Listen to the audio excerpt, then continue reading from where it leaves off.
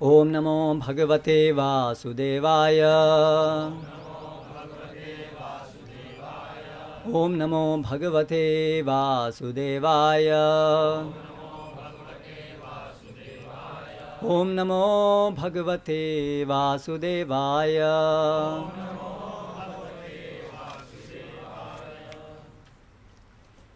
श्रीमद् भागवतम स्कंद 4 अध्याय 22 चारों कुमारों से पृथु महाराज की भेंट। श्लोक क्रमांक 5 शब्द पाठ। तत्पाद शौच सलिलैः मार्जित अलक बंधनः तत्र शीलवतां वृत्तम् आचरन् मानयन् इव।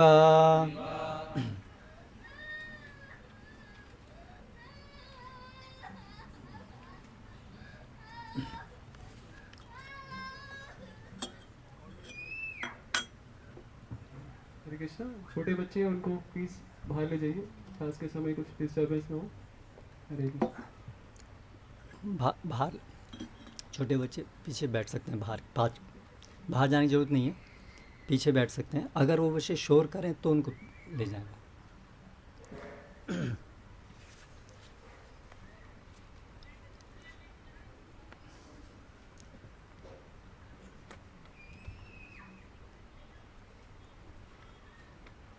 तत्पादशौचसलिलैर्मार्जितालकबन्धनः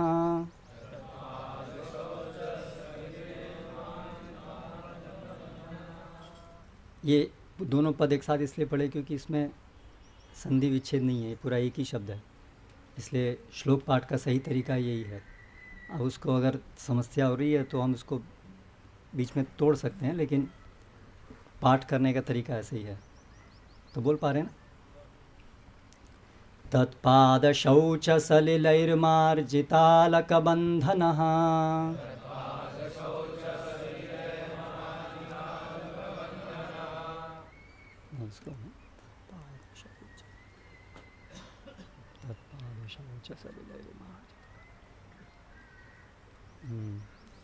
एक मिनट।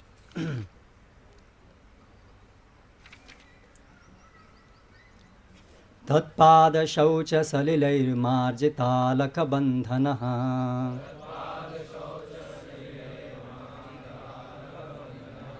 तत्र शीलवतां वृत्तमाचरन् मानयन्निव।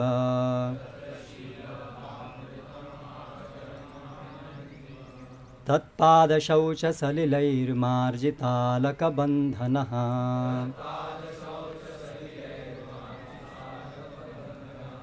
तत्र शीलवतां वृत्तमाचरन् मानयन्निव।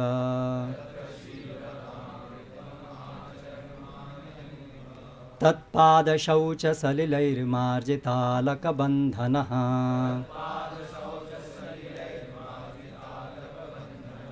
तत्र शीलवतां वृत्तमाचरन् मानयन्निव।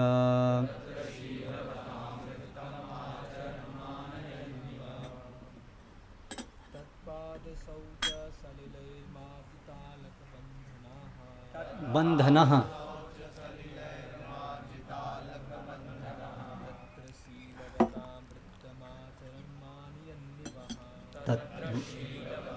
वृत्तमाचरन् मानयन्निव।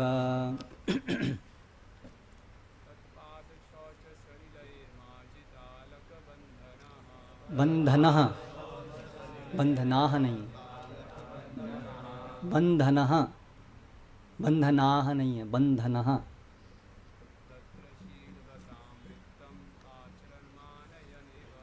एक मिनट। वृत्तम आचरण ऐसे मत तोड़िए। तत्र शीलवतां वृत्तमाचरन्, वृत्तमाचरन्।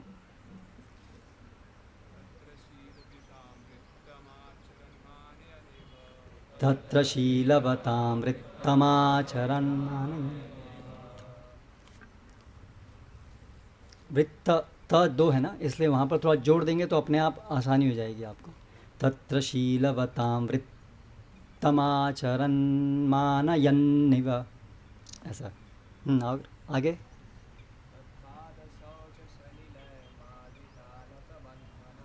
तत्पादशौचसलिलैर्मार्जितालकबन्धनः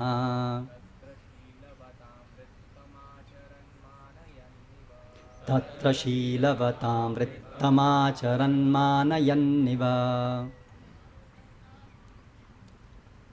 और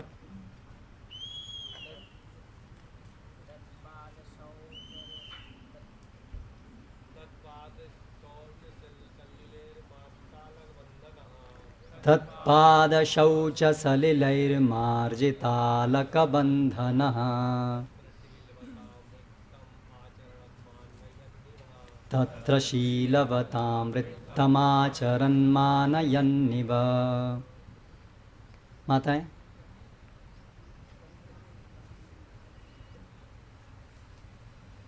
तत्पादशौचसलिलैर्मार्जितालकबन्धनः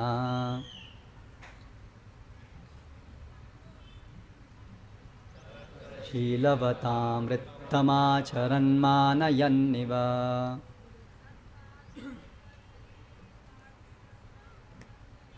तत्पादशौचसलिलैर्मार्जितालकबन्धनः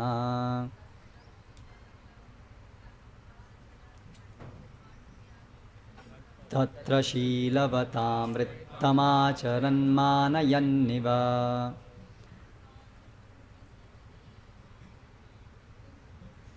तत्पादशौचसलिलैर्मार्जितालकबन्धनः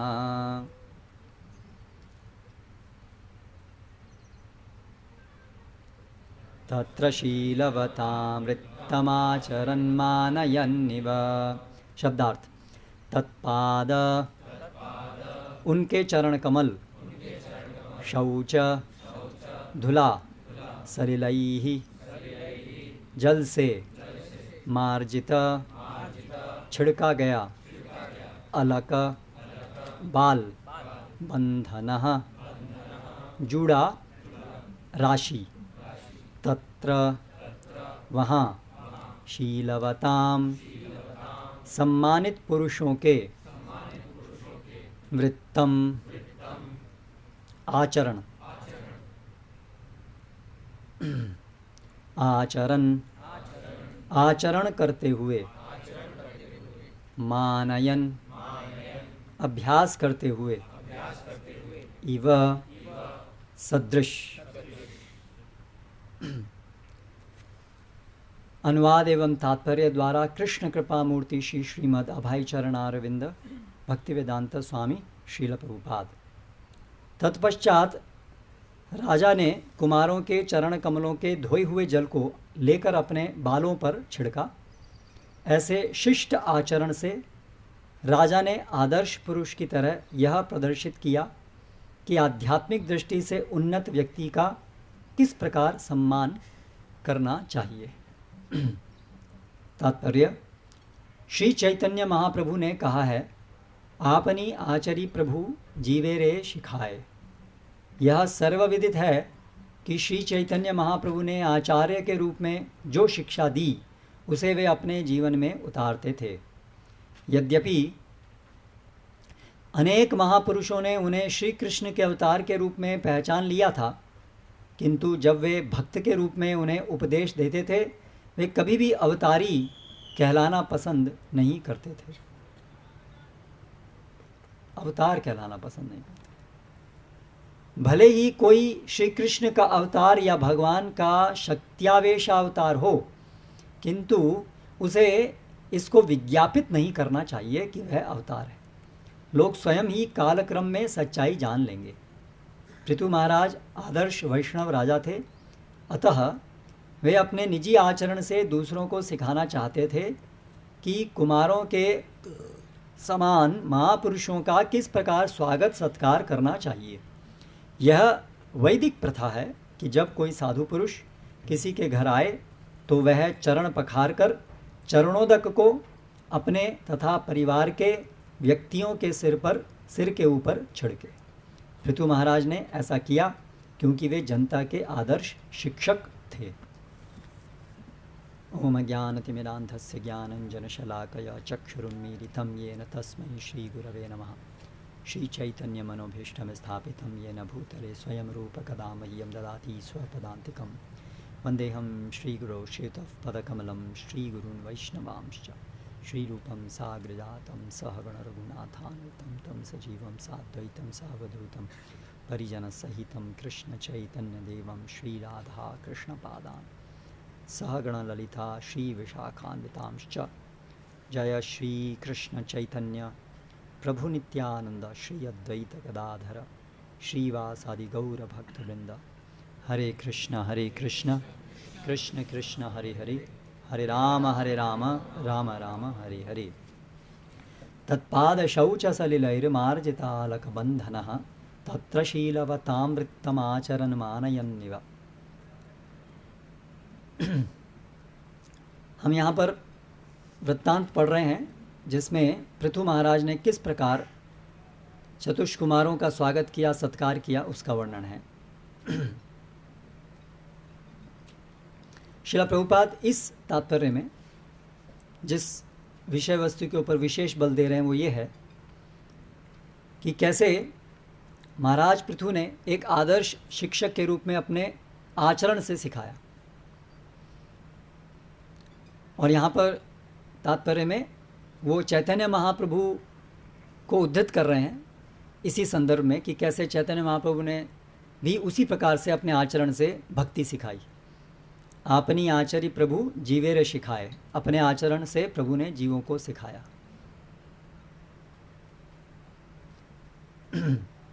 और उसका फिर एक उदाहरण दे रहे हैं श्रील प्रभुपाद कि कैसे चैतन्य महाप्रभु ने अपने आचरण से एक शिक्षा दी, उसका एक उदाहरण दे रहे हैं।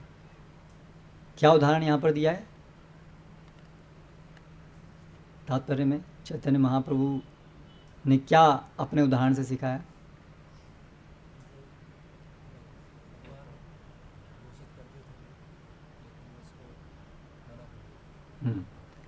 तो उदाहरण से ये यहाँ पर सिखाया कि किस प्रकार से एक गुरु को, एक प्रचारक को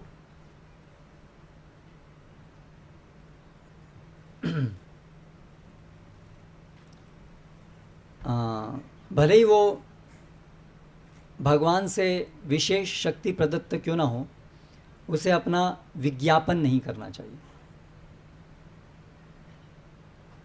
उसे ये विज्ञापन कि मैं विशेष शक्ति प्राप्त हूँ, ये विज्ञापन नहीं करना चाहिए।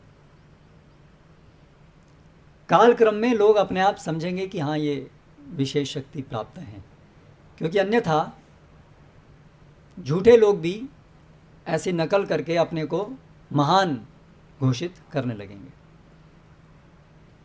चैतन्य महाप्रभु स्वयं भगवान हैं, फिर भी क्योंकि वो अभी भक्त के रूप में रह करके भक्ति सिखाने आए हैं, इसलिए उन्होंने एक भक्त के रूप में ही अपने को जनता के सामने प्रस्तुत किया। उन्होंने कभी अपने को भगवान के रूप में प्रस्तुत नहीं किया। तो जब एक व्यक्ति भक्त के रूप में, हम तो सभी भक्त हैं ही, भक्त होने का प्रयास कर रहे हैं,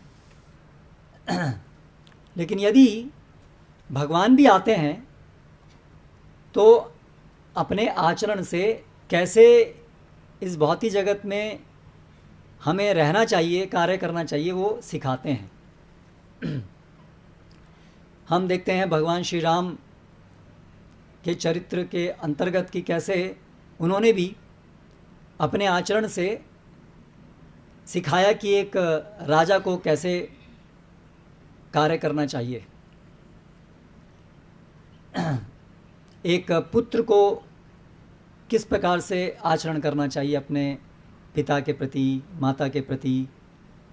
ऐसे जिस जिस रोल में वे रहे, उन्होंने वहाँ पर एक आदर्श अपने आचरण से सिखाया। यद्यपि इसके लिए बहुत व्यक्तिगत कष्ट, एक प्रकार से भगवान के लिए कोई कष्ट नहीं होता है, किंतु भौतिक परिप्रेक्ष्य में एक कष्टप्रद स्थिति को भी उन्होंने स्वीकार किया, इसलिए कि आचरण स्थापित हो, एक शील आचरण स्थापित हो। सदाचार स्थापित। तो जब कुछ उनके राज्य के नागरिक दुष्ट प्रवृत्ति वाले सीता के चरित्र के ऊपर शंका कर रहे थे, जो कि बिल्कुल तर्कसंगत नहीं था, लेकिन ऐसी संभावना हमेशा है कि प्रजा में ऐसे दुष्ट लोग होंगे जिनका स्वभाव ही ईर्ष्या द्वेष का होता है, और वो कितना समझाने पर भी, आचरण दिखाने पर भी वो कभी सीखते नहीं हैं। इसलिए भगवान कहते हैं द्वौ सर्गो लोके अस्मिन् सुरा आसुर एव च। हमेशा से संसार में दो प्रकार के लोग रहेंगे, आसुर और सुर। बहुत से लोग आचरण से, सिखाने से सीखते हैं, उनकी मात्रा बहुत ज़्यादा है, इसलिए सिखाने और आचरण को स्थापित करने की आवश्यकता है, किंतु ऐसा गारंटी नहीं है कि सबके सब लोग सीखेंगे, सुधरेंगे। कुछ लोग हैं जिन्होंने दृढ़व्रता, जिन्होंने ये ठान ही लिया है कि हमको तो सुधरना ही नहीं है, उनकी बीमारी बहुत गहरी है। तो ऐसे लोग कुछ हमेशा रहेंगे। तो उसी प्रकार की परिस्थिति थी कि जब ऐसे कुछ दुष्ट नागरिक इस प्रकार की बातें कर रहे थे, तो उस समय यद्यपि सीता एक बार पहले ही अग्नि परीक्षा के द्वारा संसार को, प्रजा को में अंदर ये स्थापित करने के लिए कि सीता देवी जो हैं वो एक पूरी तरह से शुद्ध हैं, ये स्थापित हो चुका था। लेकिन फिर भी जब वापस अयोध्या आने पर कुछ ऐसे दुष्ट नागरिकों ने फिर ऐसा शंका व्यक्त की, तो वहाँ पर अभी भगवान राम ने सीता को वाल्मीकि जी के आश्रम में छुड़वा दिया, जो कि बहुत ही एक कटु, हार्श, क्या बोलेंगे, कर्कश, कठोर कृत्य है।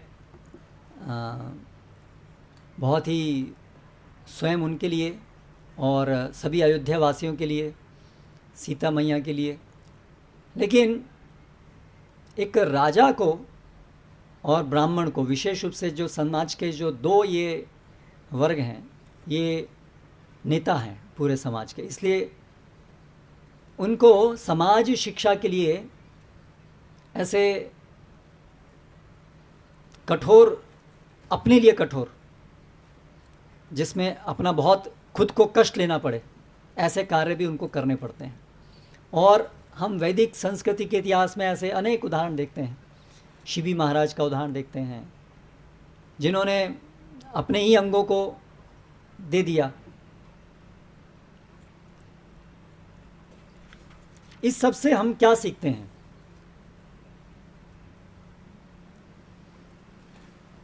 कि समाज के अंदर जो समाज का नेतृत्व करने वाले हैं,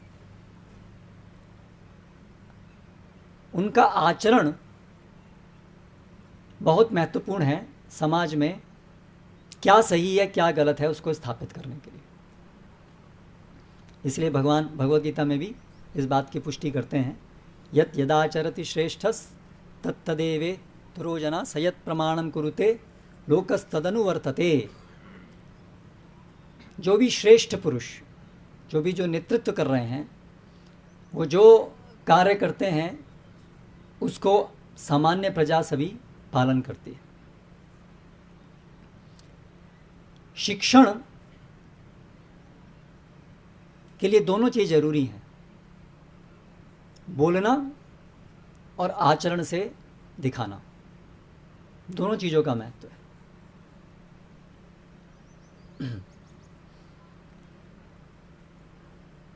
इसलिए जो आचार्य है उसकी परिभाषा भी इसी प्रकार से दी गई है।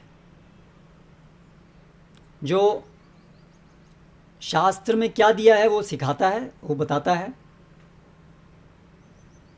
दूसरों को कैसा आचरण करना चाहिए वो बताता है, और स्वयं अपने आचरण से भी उस चीज़ को स्थापित करता है। उसको आचार्य कहते हैं। आचिनोति शास्त्रार्थम, शास्त्र के अर्थ को जो विवेचना करके प्रस्तुत करता है। फिर स्वयं आचरति, अपने आप भी आचरण करता है। तस्मात् आचार्यम तेन प्रतिकीर्तितः, इसलिए उसको आचार्य कहते हैं। अपने आचरण से भी सिखाता है और अपनी वाणी से भी सिखाता है।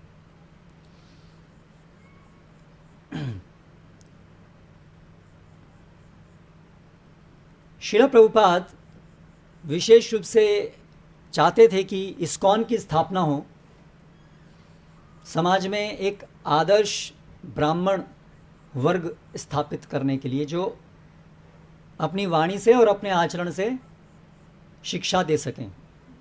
ब्राह्मण जो हैं वो समाज के शिक्षक होते हैं, ये उनका सामान्य उत्तरदायित्व है समाज के प्रति, शिक्षक। इसीलिए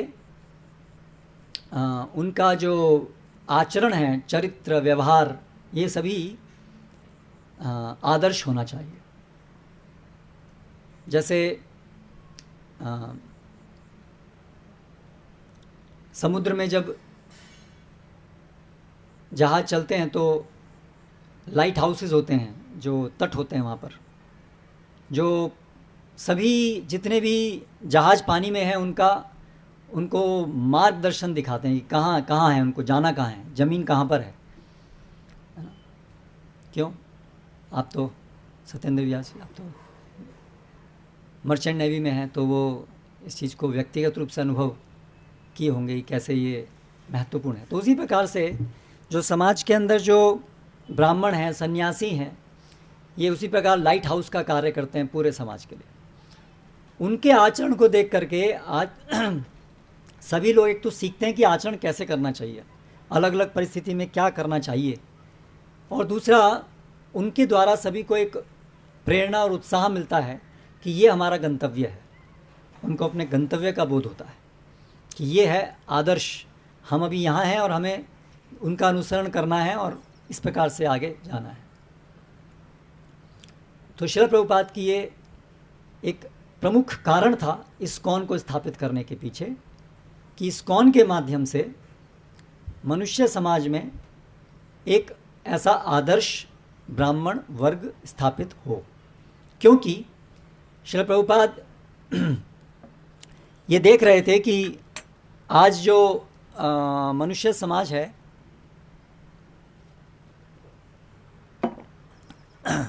उसमें ऐसा कोई आदर्श वर्ग नहीं रह गया है। जो शासनाधिकारी हैं, सामान्यतः उनका जो आचरण चरित्र है वो भी आदर्श नहीं रह गया है। सामान्यतः वे लोग भी पैसे के लिए ही शासन करते हैं। अगर पैसे के लिए नहीं कर रहे हैं तो शायद पदवी के लिए कर रहे हों, सत्ता, पावर, शक्ति प्राप्त करने के लिए। और यदि ऐसा नहीं भी हो, वो एक अच्छी तथाकथित अच्छी भावना से ही शासन कर रहे हों, लेकिन यदि वो भगवत भक्त नहीं है तो वो प्रजा को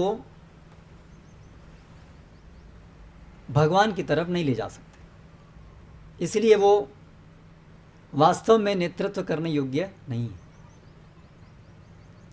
क्योंकि अंततः मनुष्य जीवन जन्म मृत्यु के चक्र से निकलकर भगवत सेवक बनने के लिए है। इसलिए समाज का नेता वही होना चाहिए जो खुद भगवान का एक सच्चा सेवक हो, तभी वो दूसरों को सिखा सकता है, बता सकता है। यहाँ पर पृथु महाराज का एक उदाहरण इतना महान उदाहरण है, एक आदर्श राजा, किस प्रकार से वो खुद एक भगवान के शुद्ध भक्त और शिक्षा भी दे रहे हैं। इससे पूर्व के अध्याय में हमने देखा कैसे उन्होंने अपने नागरिकों को अपनी वाणी से शिक्षा दी, और यहाँ पर हम देख रहे हैं कैसे अपने आचरण से शिक्षा दी। तो एक बहुत ही आदर्श उदाहरण है पृथु महाराज, और इसीलिए उनके जीवन का संकलन श्रीमद् भागवतम में हुआ है। तो ये जो ब्राह्मण वर्ग है और उसके अंतर्गत भी सन्यासी वर्ग, ब्राह्मणों में भी सभी वर्णों के नेता हैं ब्राह्मण, गुरु हैं ब्राह्मण, और सभी आश्रमों और वर्णों के नेतृत्व करता है सन्यासी, अर्थात वैरागी। सन्यासी मतलब वैरागी, जिसने अपने को संपूर्ण रूप से इस भौतिक जगत की अच्छाई और बुराई दोनों से परे कर लिया है, उसको वैरागी या सन्यासी कहते हैं। सामान्यतया इस भौतिक जगत के अंदर हर व्यक्ति द्वंद्व के अंदर फंसा हुआ है। कृष्णदास अपने को न देखते हुए, इस भौतिक जगत का ही एक भाग समझते हुए, मेरे लिए क्या अच्छा है, मेरे लिए क्या बुरा है, इस प्रकार के द्वंद्व में ही वो कार्य करता है। हर चीज़ को उसी परिप्रेक्ष्य में देखता है, सोचता है, मेरे लिए क्या अच्छा है, मेरे लिए क्या बुरा है। केंद्र मैं ही रहता है, इंद्रिय भोग ही केंद्र रहता है। ये भौतिक विचारधारा है जिसमें मेरा इंद्रिय भोग जीवन का लक्ष्य है, और मैं मतलब शरीर या इस भौतिक जगत का एक भाग। मैं मतलब कृष्णदास ये नहीं, जीव कृष्णदास ये नहीं, जीव मायादास, ये धारणा।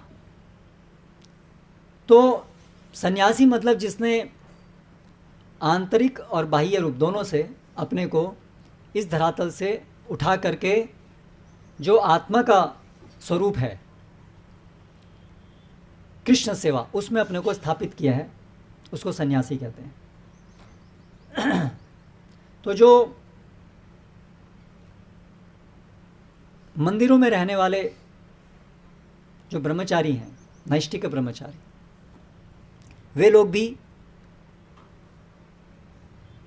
उसी प्रकार समाज के द्वारा विरक्त हैं, इसी भावना से वो लिए जाते हैं, और यही उनका वास्तव में रोल है समाज में। तो एक तरीके से वो सभी एक भावी सन्यासी हैं, या उनसे भी वही अपेक्षा है जो सन्यासी से अपेक्षा है। तो समाज का वो मार्गदर्शन करें एक विरक्त व्यक्ति के द्वारा, व्यक्ति की तरह से, अपनी शिक्षाओं से और अपने आचरण से। तो पूरे समाज की सबसे उच्च कोटि की जिम्मेदारी उनकी है। सन्यासी जो है सभी वर्ण और सभी आश्रमों का गुरु है। तो जो भी ब्रह्मचारी आश्रम में, मंदिरों में, श्रील प्रभुपाद ने जो मंदिर स्थापित किए हैं, उसमें जो आजीवन पूर्ण रूप से जो सेवा में लगे हैं, उनसे इतनी ऊंचे आदर्श की अपेक्षा है। इस बात को अच्छे से समझना चाहिए। मंदिर में रहना मजाक नहीं है, कोई भी आके रह ले, कुछ भी करता रहे, ऐसा नहीं है। ये एक बहुत बड़ी जिम्मेदारी है। सबसे अधिक उच्च आचरण प्रस्तुत करने की जिम्मेदारी उनकी है, इसलिए बहुत गंभीरता से इस कार्य को लिया जाना चाहिए।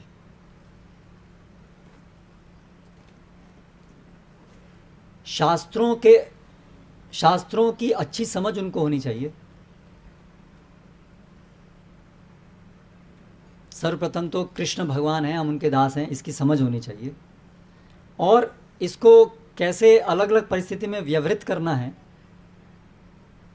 वो उनको आना चाहिए, जिससे वो अलग अलग परिस्थिति में लोगों को मार्गदर्शन दे सकें। और उसके साथ साथ उनका खुद का जीवन पूरी तरह से भगवान की सेवा में प्रत्यक्ष रूप से लगा होना चाहिए। उनके 24 घंटे में और कोई कार्य नहीं होना चाहिए। प्रत्यक्ष रूप से वो केवल भगवान की सेवा में रत होने चाहिए। उनका अपना और कोई मोटिव नहीं होना चाहिए। ऐसे उच्च आदर्श की अपेक्षा जो मंदिर में रहने वाले फुल टाइम डिवोटीज जिनको हम बोलते हैं, उनसे है। क्षमा दमा तपः शौचम शांतिरार्जवमेव च ज्ञान विज्ञानम आस्तिक्यम ब्रह्म कर्म स्वभावजम, ये ब्राह्मण के सामान्य गुण हैं। तो इंद्रिय संयमन, मन पे संयमन, ये आरंभ के दो गुण हैं। तो ये जो ब्रह्मचारी आश्रम है ये इसके प्रशिक्षण के लिए है। जो लोग, ठीक है, जब हम प्रवेश करते हैं ब्रह्मचारी आश्रम में तो अभी तो प्रशिक्षण के लिए हम प्रविष्ट हुए हैं, तो ऐसी अपेक्षा उनसे नहीं है कि तुरंत वो एक सर्वश्रेष्ठ ब्राह्मण के गुणों को सबको प्रकट कर पाएंगे। उनको शास्त्र का ज्ञान भी अभी पूर्ण रूप से हो ऐसा संभव नहीं है, लेकिन कम से कम इतना ज़रूर है कि वो अपने को प्रस्तुत कर रहे हैं कि हमें इस प्रकार के प्रशिक्षण से हम गुजरना चाहते हैं, प्रशिक्षित होना चाहते हैं। ये अनुबंध है, ये एक तरीके से उद्घोषणा है। जो लोग भी मंदिर ज्वाइन करते हैं ये उद्घोषणा है कि हम उच्च कोटि का जो आदर्श स्थापित करने वाले जो ब्राह्मण सन्यासी हैं उनके आदर्श में प्रशिक्षित होने के लिए हम तैयार हैं। ये समझ होनी चाहिए। तो ब्राह्मण मतलब ब्रह्म जानाति, ब्रह्म को जानता है और भगवान की सेवा में, विशेष रूप से इस्कॉन हमारे संस्था के परिप्रेक्ष्य में, तो जो ब्राह्मणों में जो वैष्णव है जो पूरी तरह से भगवान की सेवा में रत हैं, तो यानी कि आश्रम में रहने का अर्थ है कि भगवान के लिए ही पूरी तरह से सेवा करना ही जिसके जीवन का लक्ष्य एकमात्र हो, ऐसे प्रशिक्षण के लिए जो अपने को प्रस्तुत करना चाहता है वो मंदिर में प्रवेश करे, मंदिर में रहने के लिए। अन्य कोई और हेतु नहीं होना चाहिए। आराम का जीवन जीना तो बिल्कुल नहीं होना चाहिए, उसके लिए मंदिर बना ही नहीं है। आजकल बाहर पैसा कमाना बड़ा मुश्किल काम है, तो ऐसा नहीं होना चाहिए कि बाहर तो बहुत मुश्किल है, 2 जून की रोटी मिल जाएगी, मंदिर में रह लेंगे। इसके उद्देश्य के लिए मंदिर नहीं बने। ये कोई धर्मशाला नहीं है मंदिर।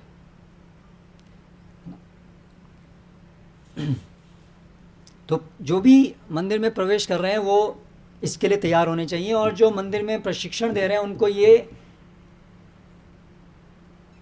परीक्षण करना चाहिए कि जो आ रहे हैं वो इस बात को समझ रहे हैं कि नहीं, वो इसके लिए तैयार हैं कि नहीं। और ये परीक्षण जो है केवल बोलने से नहीं होता है, ये प्रैक्टिकल एक्टिविटीज से भी होता है। आर्मी में कोई व्यक्ति आता है तो कैसे उसका एक पूरा तरीका है ना प्रशिक्षण का, तो उसी प्रकार से ये जो आश्रम है यहाँ पर भी पूरा पद्धति होनी चाहिए परीक्षण करने की कि कौन व्यक्ति जो इसके लिए उद्देश्य है उसके लिए तैयार है, समझ रहा है, और समझने के उपरांत उसको अपने जीवन में अपनाने के लिए भी तैयार है या नहीं है। तो पहले तो जो भी आश्रम में आते हैं तो कुछ समय, कुछ महीने तो पहले ये परीक्षण होना चाहिए उनका, क्या वो इसके लिए तैयार भी है नहीं है, प्रशिक्षण के लिए योग्य भी है कि नहीं है। प्रशिक्षण के लिए भी सब लोग योग्य नहीं होते ना, तो वो पहले परीक्षण होना जरूरी है कि प्रशिक्षण के लिए योग्य है कि नहीं। फिर उसके बाद प्रशिक्षण में इस ध्येय को ध्यान में रखते हुए प्रशिक्षण होना चाहिए कि सेवा में तत्पर हों, कोई ढिलाई नहीं। ऐसा नहीं होना चाहिए कि साधना करने के लिए, मंगला आरती में आने के लिए, 16 माला जप करने के लिए या सेवाएं पूरे दिन सेवाएं करने के लिए उनके पीछे घूमना पड़ रहा हो, ऐसा नहीं होना चाहिए। हाँ ठीक है, शुरू में पूर्ण रूप से वो तैयार नहीं कर नहीं पाएंगे, लेकिन कम से कम वो उसके लिए तैयार हैं। हम चाहते हैं सुधरना, हम चाहते हैं आगे बढ़ना, वो कम से कम होना चाहिए। और फिर समय रहते उनके अंदर ये गुण आ जाने चाहिए। वही लोग आश्रम में रहने के लिए उनको अनुमति होनी चाहिए, और उसके उपरांत फिर उनका जो पूरा आचरण चरित्र है वो आदर्श होना बहुत ज़रूरी है। विशेष रूप से जैसे मैंने कहा कि जो ब्रह्मचारी हैं, जो आश्रम में रह रहे हैं, उनके लिए एक वो विरक्त जीवन है, भोग विलासी जीवन नहीं हो सकता है। तो वो स्पष्ट दिखना चाहिए कि उनके जीवन में ये भोग विलास करने के लिए यहाँ नहीं आए हैं वो लोग। वो यहाँ पर भगवान की सेवा के लिए जो भी कष्ट है उसको लेने के लिए आए।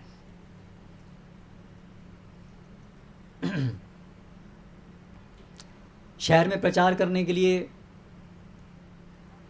कुछ आधुनिक सुविधाओं का उपयोग करना पड़ता है, लेकिन वो स्पष्ट दिखना चाहिए कि ये सुविधाओं का उपयोग केवल प्रचार कार्यों के लिए ही किया जा रहा है, ना कि उनके अपने इंद्रिय भोग के लिए।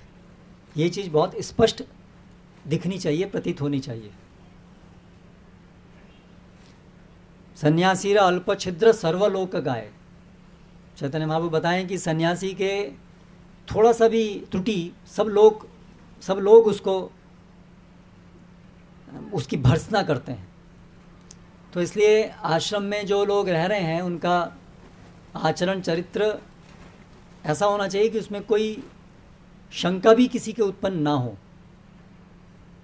और उनको ध्यान रखना चाहिए कि हमारे कार्य से कहीं किसी की शंका भी उत्पन्न ना हो। कई बार गलत शंका भी उत्पन्न हो जाती है, तो ये भी ध्यान रखना चाहिए कि शंका उत्पन्न ना हो, इस प्रकार से कार्य करें। अगर कोई ऐसा कार्य है जिससे शंका गलत उत्पन्न हो सकती है तो उसको ना करें, या इस प्रकार से करें जिससे कि शंका उत्पन्न ना हो। गलत तो कार्य करना ही नहीं है, लेकिन सही कार्य भी इस प्रकार से करें जिससे संदेह उत्पन्न ना हो।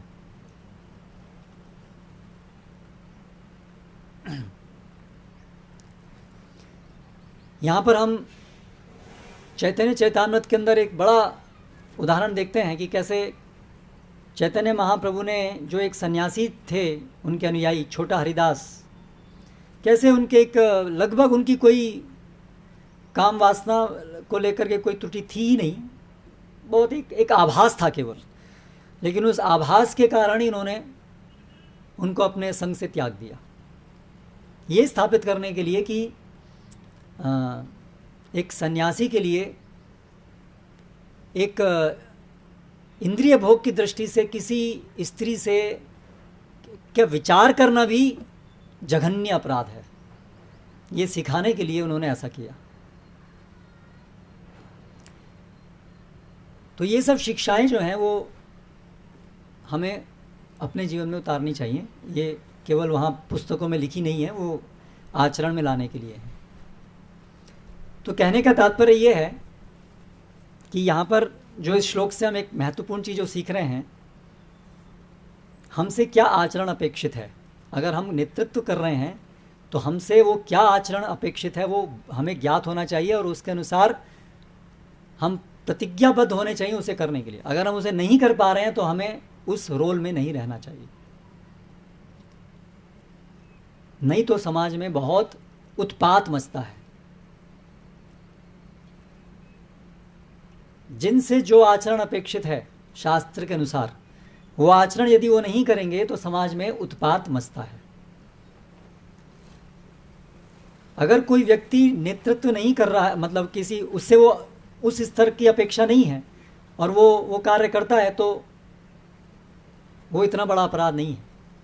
लेकिन यदि किसी व्यक्ति से एक स्तर की अपेक्षा है और वो ना करे, वो जो नेतृत्व करने की अपेक्षा है उसमें उस आचरण को ना करे, तो वो बहुत, भगवान उससे बहुत बड़े रूप में अप्रसन्न होते हैं। क्योंकि व्यक्ति जब खुद कुछ कार्य नहीं कर रहा है तो केवल अपना नुकसान कर रहा है, लेकिन नेतृत्व करने की स्थिति में रहते हुए वो गलत काम करता है तो उससे न केवल अपना नुकसान करता है बल्कि पूरे समाज का नुकसान करता है। इसलिए भगवान इससे अत्यधिक अप्रसन्न होते हैं। इसलिए विशेष रूप से जो नेतृत्व करता है उनको तो विशेष ध्यान देना चाहिए। इसलिए हम वो वृत्तांत पढ़ते हैं कि कैसे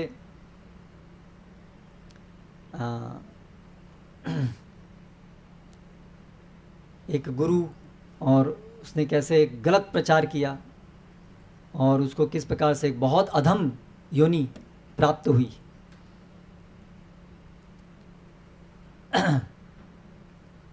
और ये जो नेतृत्व करता होना, ये ऐसा नहीं है कि केवल सन्यासी और ब्रह्मचारी ही नेतृत्व करता होते हैं। एक दृष्टि से हर व्यक्ति किसी न किसी स्थिति में तो नेतृत्व करता होता ही है। हर माता पिता अपने बच्चों के लिए बहुत बड़ी स्थिति में नेतृत्व करता है। इसलिए शास्त्र में, भागवतम में पिता न सस्या जननी न सस्यात, वो सब हैं कि पिता और माता नहीं बनना चाहिए, पति नहीं बनना चाहिए, गुरु नहीं बनना चाहिए, देव नहीं बनना चाहिए, जब तक हम आचरण, अपना आदर्श आचरण प्रस्तुत ना कर सकें। तो सबकी प्रति तो सबकी जिम्मेदारी है, अलग अलग स्तर की। वैदिक संस्कृति में गैर जिम्मेदार जीवन नहीं है, वो कुत्ते बिल्लियों का जीवन है, वो मानव जीवन नहीं कहलाता। जो व्यक्ति अपने उत्तरदायित्व को नहीं समझता वो जानवर है।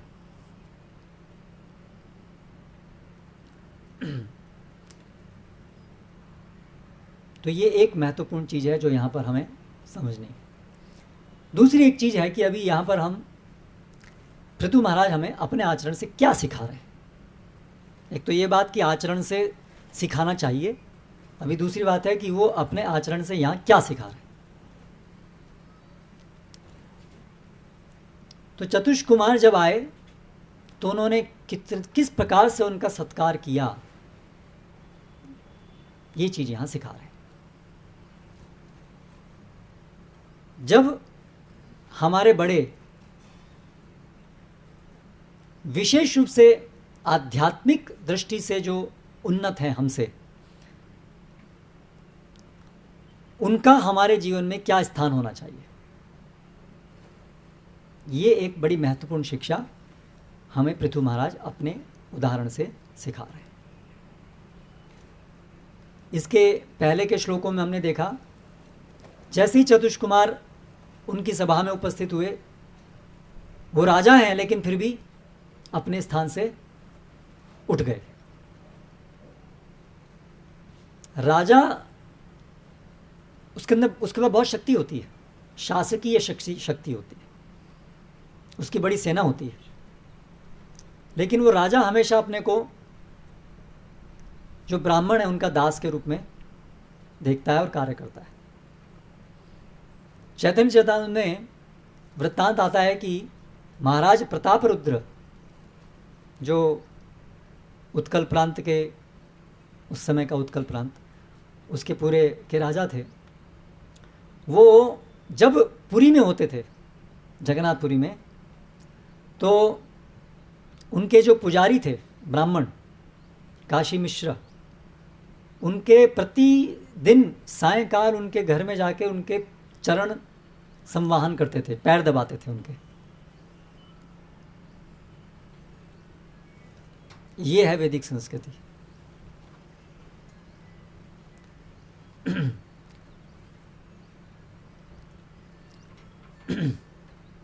कृपया मोबाइल अपना सभी बंद रखें।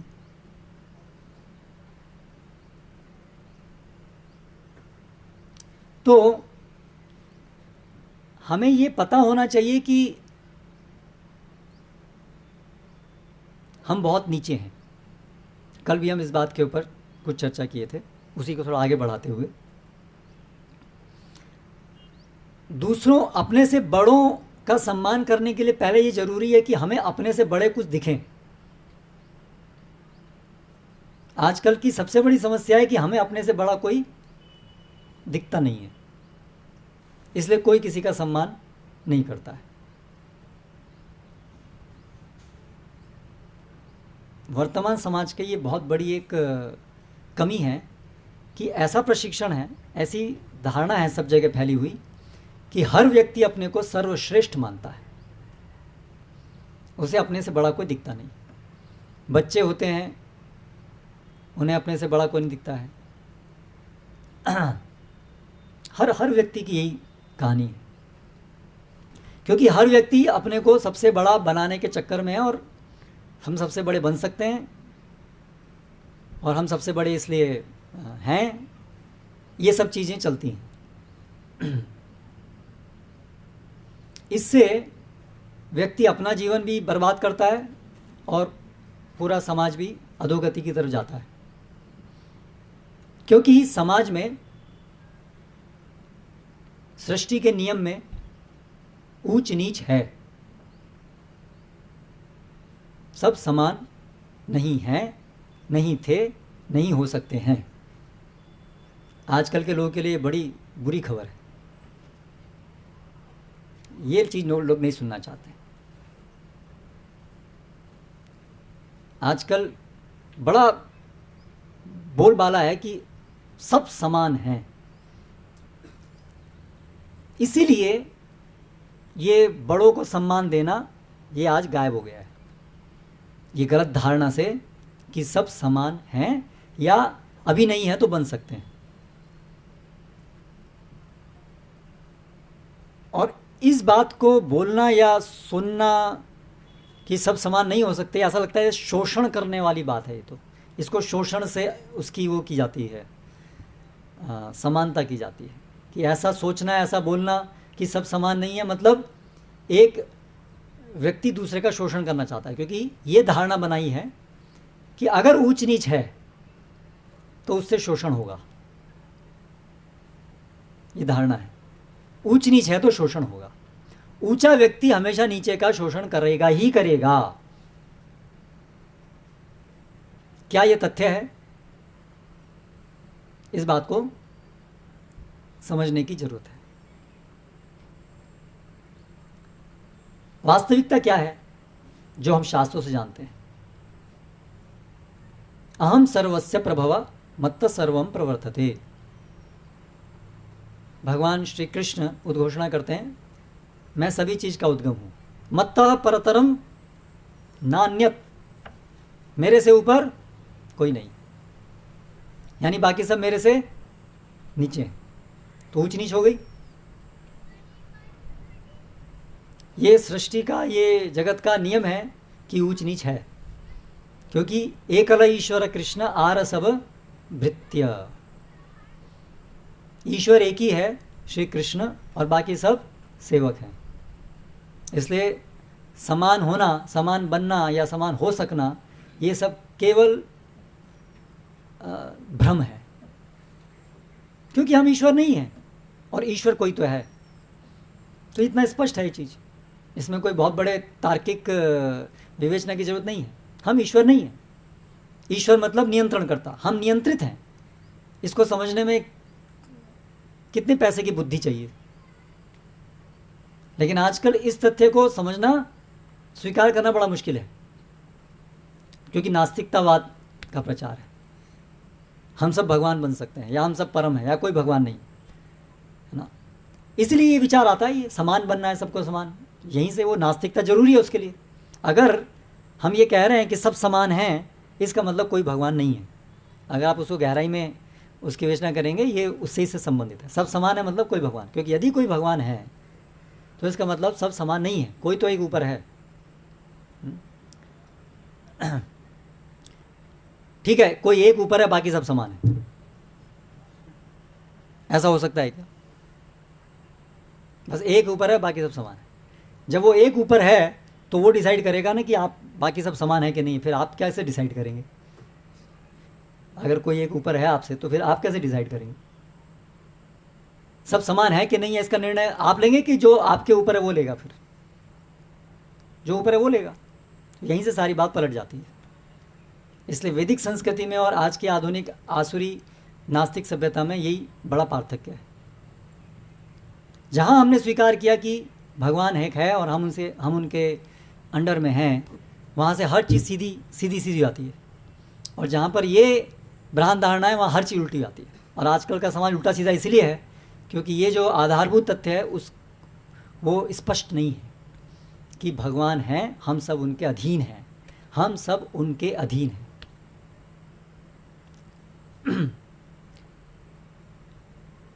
इसीलिए आज कोई व्यक्ति किसी की अधीनता स्वीकार नहीं करना चाहता है।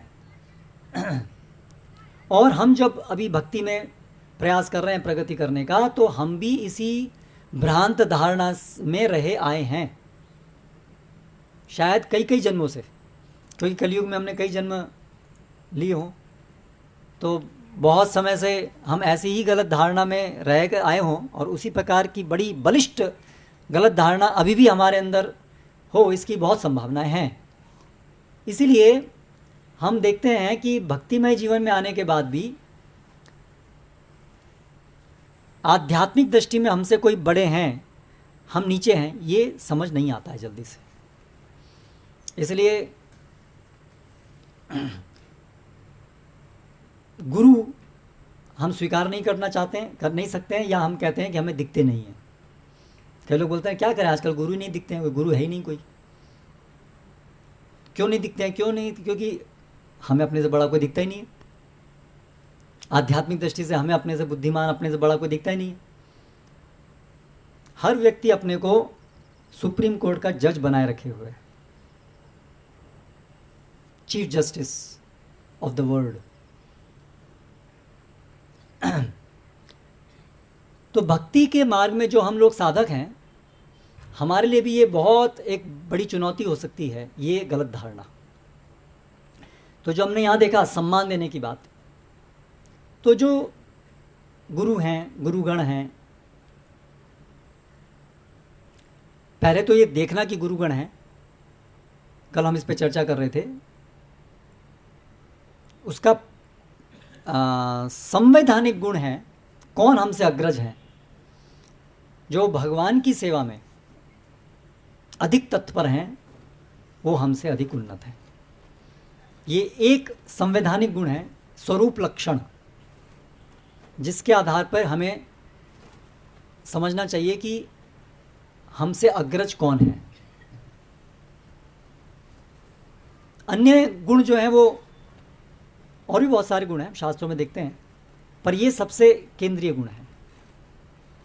निस्वार्थ भाव से, बिना किसी अन्य आकांक्षा से, अपने इंद्रिय भोग की लालसा से अधिक, जितना अधिक रहित होकर के इन भगवान की इंद्रियों को संतुष्ट करने के लिए जो जितना तत्पर है, जो अपने उसके पास जो भी कुछ है, उसकी इंद्रियां, धन, बुद्धि, वचन, सबको जो भगवान की सेवा में नियोजित करता है, अपने इंद्रिय भोग में नियोजित नहीं करता है, जिस अनुपात में, उस अनुपात में वो हमसे अधिक उन्नत है।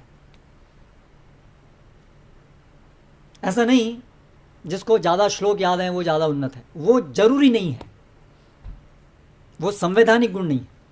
नहीं तो हम लोग देखेंगे, अरे मुझको तो बहुत सारे श्लोक याद है, इसको तो कम है, ये बेकार है, नीचे है, ठीक है, नेक्स्ट। या कोई देखेगा कि हमसे ज़्यादा लोग प्रभावित होते हैं, हम जब प्रवचन देते हैं तो बहुत लोग सुनने आते हैं, तो इसका मतलब हम ज़्यादा प्रगत हैं। ये भी गलत धारणा है। ये सब संवैधानिक गुण नहीं है। ये हो भी सकते हैं, नहीं भी हो सकते हैं। ये अपने आप से ये स्थापित नहीं करते कि कोई व्यक्ति अधिक उन्नत है, नहीं है।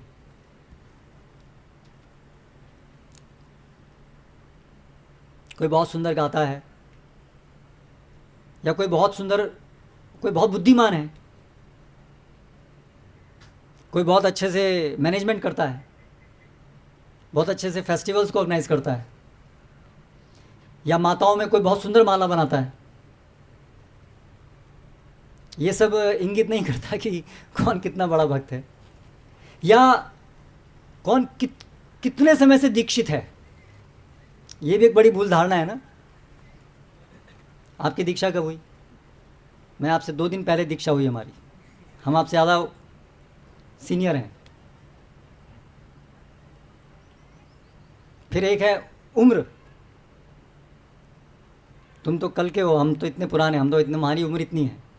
तो आध्यात्मिक उसमें ये, हाँ, कुछ भौतिक तरीकों में उम्र भी एक क्राइटेरिया होता है देखने का कि कौन बड़े हैं, इसलिए आयु के अनुसार भी सम्मान होना चाहिए। लेकिन यहाँ पर जब विशेष रूप से आध्यात्मिक परिप्रेक्ष्य में जब हम बात करते हैं, तो उसमें विशेष रूप से आध्यात्मिक रूप से कौन उन्नत है उसकी जब हम बात करते हैं, तो उसमें ये गुण ये परखने वाला गुण है कि कौन हमसे अधिक इंद्रिय भोग का त्याग करके भगवान की सेवा में लगा हुआ है। ये सब चीज़ों को देखने के लिए पहले हमारे अंदर एक विनम्रता होनी चाहिए, नहीं तो हमको ये भी नहीं देखा, हमने कहा सबसे अधिक सेवा तो मैं ही करता हूँ, मेरे से ज़्यादा और सेवा कौन करता है, सबसे ज़्यादा त्यागी तो मैं ही हूँ, मैंने सारा इंद्रिय भोग, मैंने इतने सारे पैसे डोनेशन दिए, करेक्ट, इससे सबसे बड़ा त्यागी मैं, सबसे बड़ा भक्त मैं। तो परखने के लिए पहले ये सही दृष्टिकोण होना चाहिए कि मैं अधम हूँ, ये बात पहले समझ में आनी चाहिए। इसलिए सबसे पहला गुण ये जरूरी है, विनम्रता। इसके बिना बाकी और कुछ गुण नहीं आ सकता। विनम्रता मतलब ये यथार्थ तथ्य को स्वीकार करना कि मैं बीमार हूँ।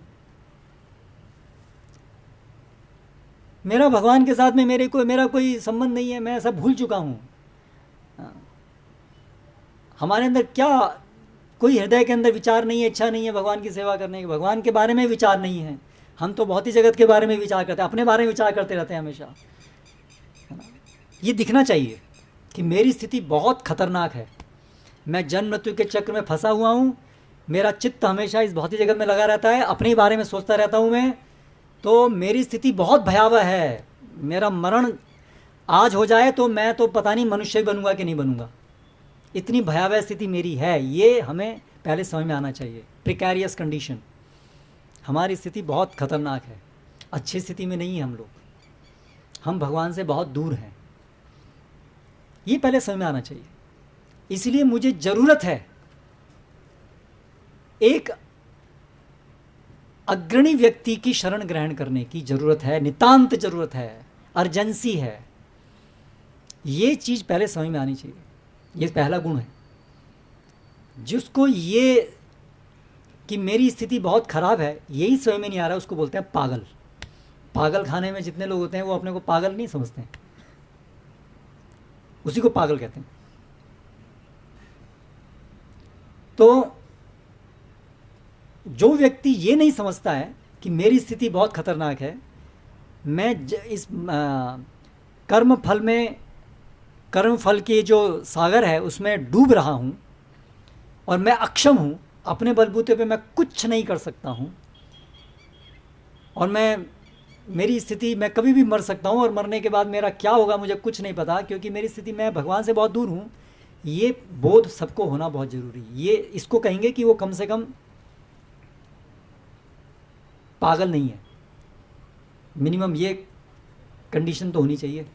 जो इसके नीचे हैं उनके लिए हम केवल प्रार्थना कर सकते हैं, उनको शायद प्रसाद दे सकते हैं अगर प्रसाद देने के लिए तैयार हो। वो अपना भला तो नहीं कर सकते, अपना हित स्वयं नहीं कर सकते। महाजन के दर्शन प्राप्त करके उनकी कुछ सुकृति प्राप्त कर लें तो दूसरी बात है, वो अपना भला खुद करने के लिए सक्षम नहीं है। तो इसलिए कम से कम हम जो यहाँ बैठे हैं, हम जो अपना भला करना चाहते हैं, कम से कम हम उस स्थिति में ना हो, हम उससे ऊपर हो। ये पहले हमें अपने हृदय में झांक के देखना चाहिए कि हमारी स्थिति ऐसी है कि नहीं है। हम अपने को बीमार, लाचार समझ रहे हैं या नहीं समझ रहे हैं। नहीं समझ रहे हैं तो हमारी बीमारी इतनी है कि हम बीमारी नहीं समझ रहे हैं अपने को। तो फिर उनके लिए उपदेश नहीं है, जो भी हम कक्षा कर रहे हैं उनके लिए है ही नहीं। ये उपदेश उन्हीं लोगों के लिए है, शास्त्र उन्हीं लोगों के लिए है जो कम से कम इतना तो समझते हैं कि हम बीमार हैं। वो जो समझते हैं अभी उनके लिए आगे ये शिक्षा है कि उनको देखना चाहिए कि हमें एक आश्रय की ज़रूरत है। हमारी नाव डूब रही है, हम डूब रहे हैं, हमें एक आश्रय की ज़रूरत है और अर्जेंसी है, जल्दी से जल्दी ढूंढना है ना। और क्या लक्षण होने चाहिए फिर? आश्रय हमें कौन दे सकते हैं? वो शास्त्रों से और सत्संग में समझना, साधु संग में समझना। आश्रय हमें कौन दे सकते हैं? कौन दे सकते हैं? जिन्होंने भगवान का आश्रय लिया हो वो। तो वो परखना, वो देखना किसने भगवान का आश्रय लिया है, किसके जीवन में भगवान ही उनके आश्रय हैं। वो अपने पैसे, अपनी बुद्धि, अपने परिवारजन का आश्रय नहीं लेते हैं, ये मुझे बचाएंगे, ये मेरे आश्रय हैं, नहीं। केवल और केवल भगवान की कृपा ही जिनके जीवन का एकमात्र आश्रय है, उनका आश्रय हमें लेना चाहिए। वो शरण्यम है, उनकी वो शरण देने योग्य है, अन्य लोग नहीं। चाहे वो भौतिक दृष्टि से बड़े गुणवान हो, बहुत बुद्धिमान हो, बहुत शास्त्र के ज्ञाता भी हों, तो भी वो शरण लेने योग्य नहीं है यदि उन्होंने स्वयं बड़ी तीव्रता से भगवान की शरण ग्रहण न की हो गुरु के माध्यम से।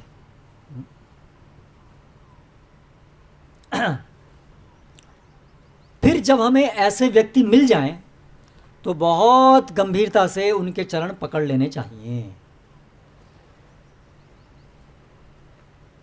ढूंढना है पहले, और जब ढूंढेंगे सच्चे मन से तो भगवान भेजेंगे, मिलाएंगे, और जब मिले तो उनके चरणों को बहुत प्रगाढ़ता से पकड़ लेना चाहिए।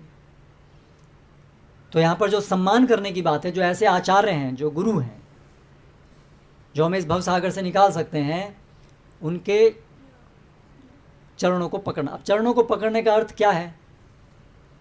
जब गुरुजी आए तब तो हम चरण पकड़ें, और जब गुरुजी चले जाएं तो फिर सब भूल जाएं उन्होंने क्या शिक्षा दी है। तो इसलिए वाणी सेवा और वपु सेवा, ये दोनों चीज़ें हैं। वपु सेवा, जब वो वपु उनका उपस्थित है तब, जैसे यहाँ बताया है, उनके चरणों, पाद प्रक्षालन बोलते हैं उसको, चरणों को धोना, और वो जो जल है उसको अपने शीश के ऊपर धारण करना। ये सब शास्त्र में अनुमोदित है। ये देखिए, हम यहाँ शास्त्र से पढ़ रहे हैं और यही हमारी वैदिक संस्कृति हमको सिखाती है। आजकल तो ये लोग करते ही नहीं, ऐसा कोई चीज़ ही नहीं है, लेकिन ये प्राय इस प्रकार से था कि कोई साधु पुरुष आता है तो उसके चरणों को धोया जाता है, उसको ले आता है, और हम यहाँ पर ये चीज़ धीरे धीरे स्थापित कर रहे हैं। तो ये मनोकल्पना नहीं है, ये सब देखिए आप यहाँ हजारों सालों से ये वैदिक संस्कृति में है, ऐसा होना चाहिए। ये मनगढ़ंत नहीं है। जो भी प्रभुपाद जी ने हमको दिया सब देखें, एक एक क्रिया, एक एक जो भी चीज़ हम यहाँ कर रहे हैं, सुबह से लेके अगली सुबह तक जो भी हम कर रहे हैं वो सब शास्त्र के द्वारा स्थापित है, आचरण में स्थापित है। पृथु महाराज के द्वारा शीलवत्ताम, यहाँ पर शब्द आया है कि उन्होंने शील आचरण बोलते हैं उसको, सदाचरण, शील आचरण, शीलवताम वृत्तम, जैसा शील लोग करते हैं वैसा अपने आचरण से किया। तो जो भी वैदिक संस्कृति में है वो सब भगवान के द्वारा स्थापित है, और भगवान के द्वारा जो स्थापित है वो आचार्य लोग अपने आचरण से उसको फिर सामान्य जनता में स्थापित करते हैं। इसलिए सदाचरण जरूरी है ना। तो हम देखें सत कैसे आचरण करते हैं, जो हमसे उन्नत है वो कैसे आचरण करते हैं, वैसा हमें आचरण करना चाहिए। और जैसा वो आचरण नहीं करते हैं, जो निषिद्ध है, वो हमें आचरण नहीं करना चाहिए, उसको छोड़ना चाहिए। ये सब चीज़ें हमें सीखनी चाहिए, अपने जीवन में लाना चाहिए, ऐसे हमारी प्रगति होगी। तो मैं बता रहा था कि कैसे ऐसे महाजन महापुरुष हमको जब मिलें तो प्रगाढ़ता से अब उनके चरण पकड़ने चाहिए। तो कैसे चरण पकड़ने चाहिए? चरण पकड़ने चाहिए, उसका मूल अर्थ ये है कि उनकी शिक्षाओं को, उनके आचरण को अपने जीवन में स्थापित करना हमारे जीवन का केंद्रीय भाग बनना चाहिए। जितना मन में आया उतना सुना, जो अच्छा लगा वो पालन किया, जो अच्छा नहीं लगा उसको छोड़ दिया, ये चरण पकड़ना नहीं होता है। अर्ध कुक्कटी न्याय, ऐसे नहीं होना चाहिए। ये एक बड़ी त्रुटि है। जो हमें अच्छा लगता है वो हम स्वीकार करते हैं, जो हमें अच्छा नहीं लगता वो उसको हम स्वीकार नहीं करते। करेक्ट?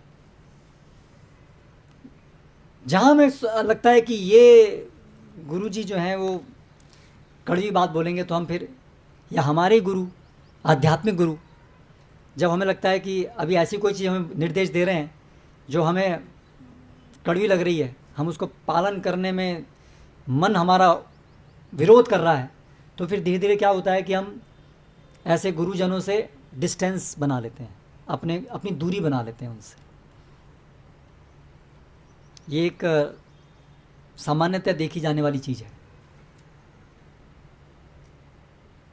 जिनको हमने गुरुजन स्वीकार किया है कि ये हमारे मार्गदर्शन करता है, वो तब तक हमारे मार्गदर्शन करता रहते हैं जब तक वो हमें ऐसी चीज़ें बताते हैं जो हमें स्वीकारनीय हैं, हमें अच्छी लगती हैं।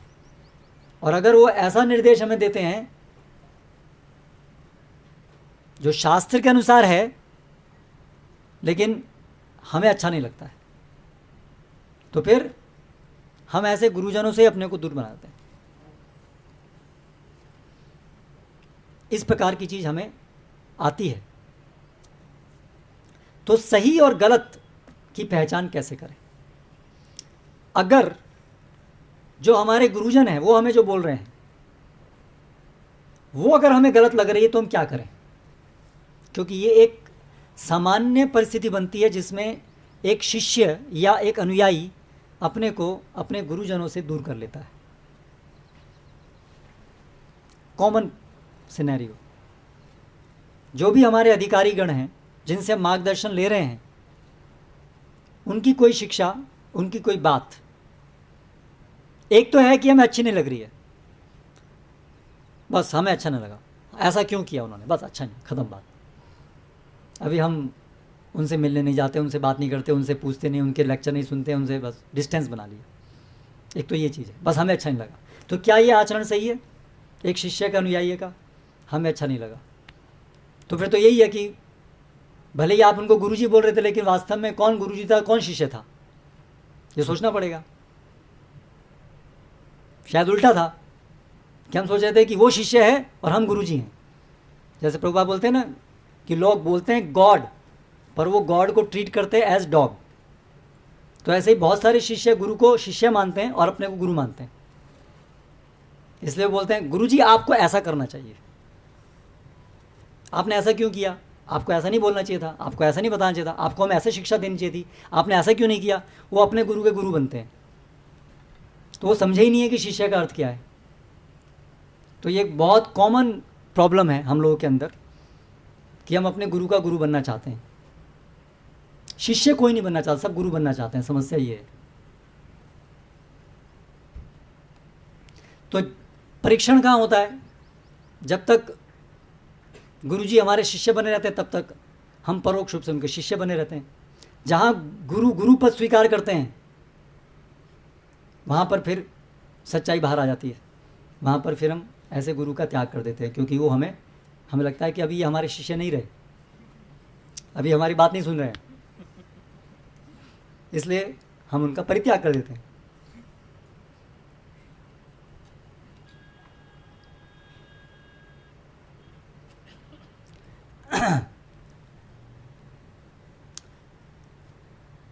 तो क्या करना चाहिए ऐसी परिस्थिति में?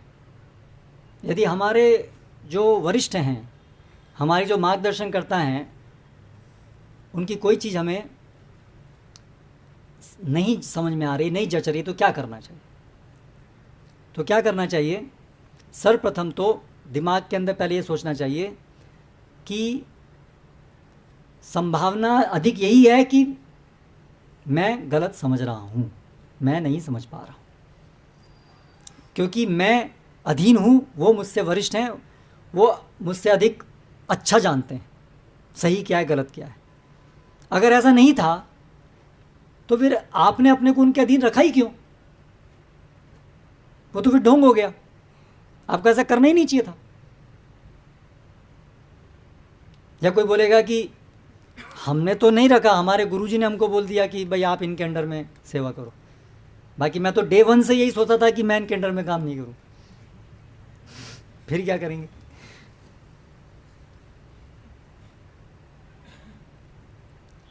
तो भाई गुरुजी ने आपको इनके अंडर में रखा है, तो फिर आपको गुरुजी को बोलना चाहिए था कि मैं तो नहीं चाहता इनके अंडर में, आपने मुझे क्यों इनके अंडर में रखा? फिर से आप गुरुजी के गुरु बन गए। करेक्ट? क्योंकि आप कह रहे हैं कि गुरु को समझना चाहिए कि मुझे किसके अंडर में चाहिए, मुझे उसके अंडर में रखें। यानी गुरु गलती कर रहे हैं किसी के अंडर में आपको रख करके। वही बात घूम फिर के वहीं आ गई, हम गुरु बनना चाहते हैं।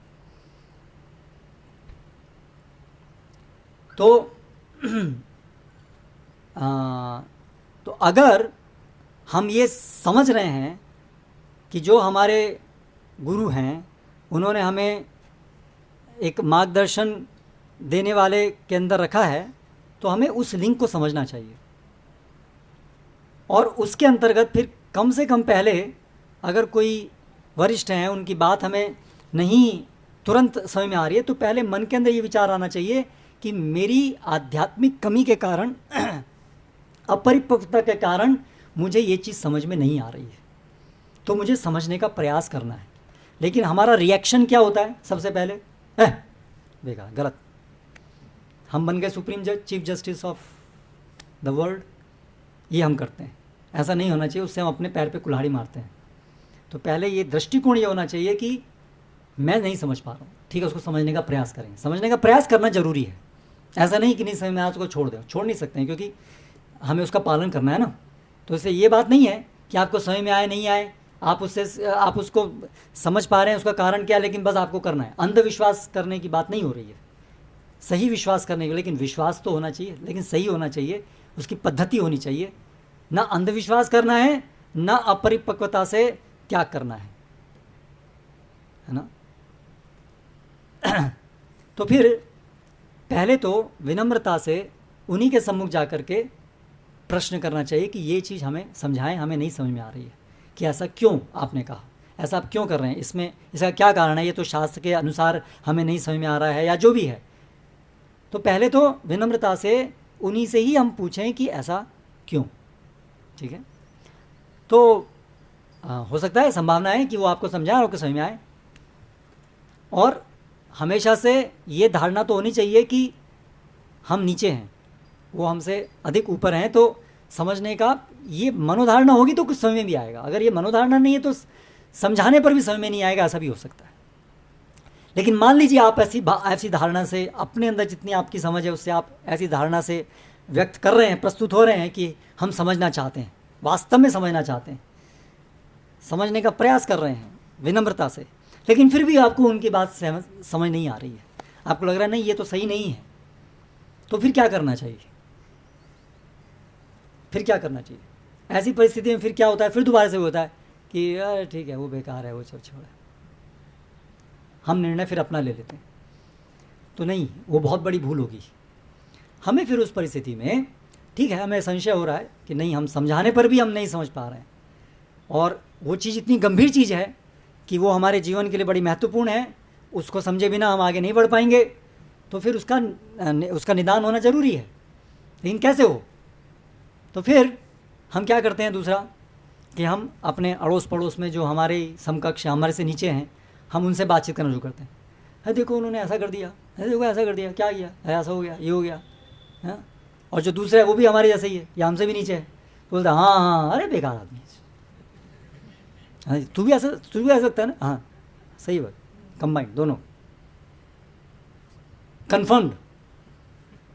मैंने भी ये अनुभव किया, और वो जो कल को आया था मंदिर में वो भी ऐसे ही अनुभव किया। सही बात है, जो अथॉरिटी है वो बेकार, ऐसे होना चाहिए।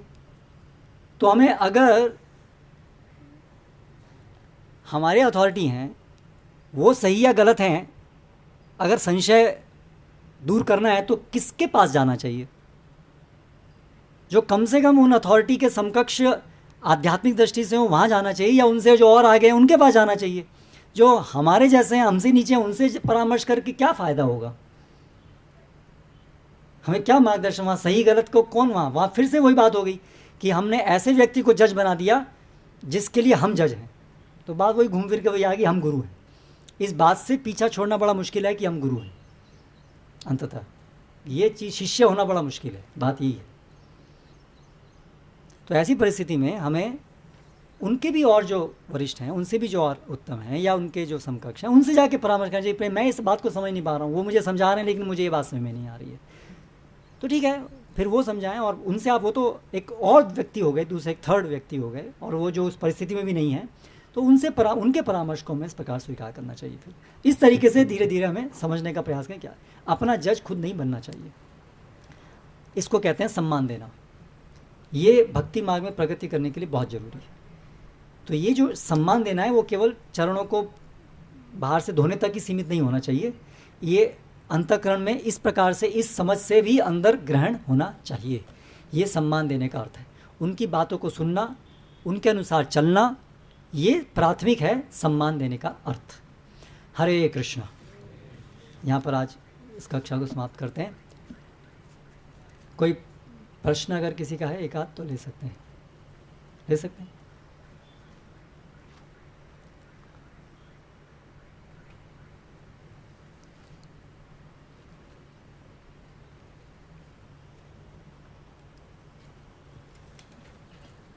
एक मिनट, एक बात और। अभी इस सब के पीछे कहने का अर्थ ये नहीं है कि जो भी अधिकारी हैं वो कभी गलती नहीं कर सकते हैं, क्योंकि ये बहुत ही जगत है, त्रुटियां सबसे हो सकती हैं। और शास्त्रों में वो भी है कि कभी जो एक समय पर आध्यात्मिक दृष्टि से बड़े उन्नत थे, गुरु थे, उनका भी पतन हो सकता है, ऐसी संभावना भी है। गुरु और अपिवलप्त से वो भी है। तो हम ये नहीं कह रहे हैं कि कोई भी व्यक्ति जो आज वरिष्ठ पद पर है, आँख बंद करके उसे पालन करने है, वो जो कुछ बोले, जैसा भी करे, जय भी है, ऐसा हम नहीं कह रहे हैं। लेकिन पहले हमें शिष्य बनना सीखना होगा, है ना, तब जा कर के हम सही प्रकार से कैसे निर्णय क्या करना है कर पाएंगे। लेकिन ऐसा नहीं कि हम सबसे पहले ये लेके चलें कि हाँ वो भी तो गलती कर सकते हैं, वो भी गलती कर सकते हैं। लेकिन आप पहले शिष्य तो बनिए, तब जा कर के आप समझ पाएंगे गलती कर सकते हैं तो गलती हो रही है कि नहीं हो रही है। नहीं तो सबसे पहले बड़ी गलती तो हम ही करे जा रहे हैं, हम शिष्य ही नहीं बने, तो फिर गलती न होने पे भी गलती दिखेगी, ये तात्पर्य। प्रभु जी, आपने बताया कि जो राजा हैं और ब्राह्मण हैं उनको कठोर निर्णय लेने होते हैं, स्वयं के लिए कठोर निर्णय लेने होते हैं। तो इसको हम अभी अपने जो कृष्ण भावनामृत आंदोलन है उसके परिप्रेक्ष्य में कैसे इसको किसी उदाहरण से समझ सकते हैं? उदाहरण मतलब कि अगर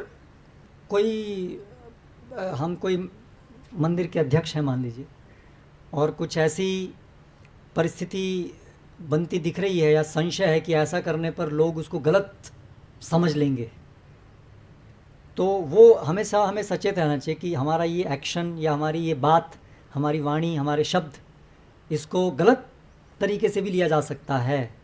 तो ऐसा समझते हुए फिर हमें इस प्रकार का नियोजन करना चाहिए जिससे कि वो शंका भी उत्पन्न ना हो। उसके लिए कुछ, अब वो तो क्या है कि परिस्थिति आने पर ही वो चीज़ें, ये परिस्थिति जन्य है, इसलिए ऐसा उदाहरण देना तो एकदम से मुझे ऐसा कि इस्कॉन के परिप्रेक्ष्य में हम क्या कह सकते हैं, मतलब या कह सकता हूँ एक चीज़, जैसे कठोर तो नहीं कहेंगे उसको, लेकिन कम से कम वो एक ऐसा है जो चीज़ जो संशय उत्पन्न कर सकता है, ऐसी चीज़ कह सकते हैं। कि एक ब्रह्मचारी है तो विरक्त, उसने उस घोषणा की है कि वो विरक्त है, तो इसलिए स्त्रियों से उसका जो व्यवहार होना चाहिए वो बहुत सोच समझ के होना चाहिए, क्योंकि उससे कहीं भी किसी प्रकार से संशय उत्पन्न ना हो, ऐसा होना चाहिए। इसीलिए ऐसा होना चाहिए। आज एक्चुअली कोई भी ब्रह्मचारी सन्यासी के लिए ये नियम है कि एकांत में किसी स्त्री से बात ना करे, ये नियम है शास्त्र का। तो अभी ये फ़ोन आ गए, स्मार्टफोन आ गए, तो अभी एकांत जो है वो केवल भौतिक बाह्य रूप से ही नहीं रह गया है, अभी वो एकांत जो है वो कम्युनिकेशन के द्वारा भी एकांत हो सकता है ना। तो फ़ोन पर ब्रह्मचारियों के लिए स्त्रियों से बात करना, मैसेजिंग, तो ये भी एक तरीके से उस एकांत जो नियम है कि सन्यासी को एकांत में स्त्रियों से बात नहीं करनी चाहिए, एक तरीके से ये उसका उल्लंघन है। तो इसलिए हमें ऐसी व्यवस्था करनी चाहिए, स्त्रियों को ये करना चाहिए कि वो ब्रह्मचारियों को फ़ोन नहीं करें, ब्रह्मचारियों को मैसेजिंग नहीं करें, और ब्रह्मचारियों को चाहिए कि वो स्त्रियों से इस प्रकार से बात ना करें। तो अभी प्रश्न आएगा, तो फिर सेवाएं हैं तो उनको लेकर कभी आवश्यकता पड़ती है, क्या करें, क्योंकि आजकल परिस्थिति ऐसी है कि फ़ोन के बिना कुछ काम होता ही नहीं आजकल। तो फिर ऐसा कुछ आयोजन करना चाहिए कि कुछ, मेरा सुझाव कि सेवाओं के लिए उसमें गृहस्थ भक्त बीच में रहें, सेवाओं के लिए भी जो बात करनी है उसमें गृहस्थ भक्त। मेरा सुझाव है कि ब्रह्मचारियों के लिए एक नियुक्त होने चाहिए कि ये गृहस्थ पुरुष भक्त कम्युनिकेशन के वाया मीडियम स्थापित होने चाहिए। ये कम्युनिकेशन के वाया मीडियम हैं, फ़ोन के वाया मीडियम ये गृहस्थ पुरुष हैं। सभी ब्रह्मचारियों से या अलग अलग ब्रह्मचारियों से कोई भी बात किसी को करनी है, स्त्री को, माताओं को, इनके माध्यम से होनी चाहिए, डायरेक्टली नहीं होनी चाहिए। ये एक सुझाव है मेरा। इस दृष्टि से हम तो ऐसे कुछ कठोर नियम हमें भी लाने पड़ेंगे। So that should be done. One example. और कुछ, और किसी का कुछ है प्रश्न? यस। और आपने बताया कि जो ब्राह्मण है या अधिकारीगण है उनमें भी त्रुटि हो सकती है, वो भी गलतियाँ कर सकते हैं।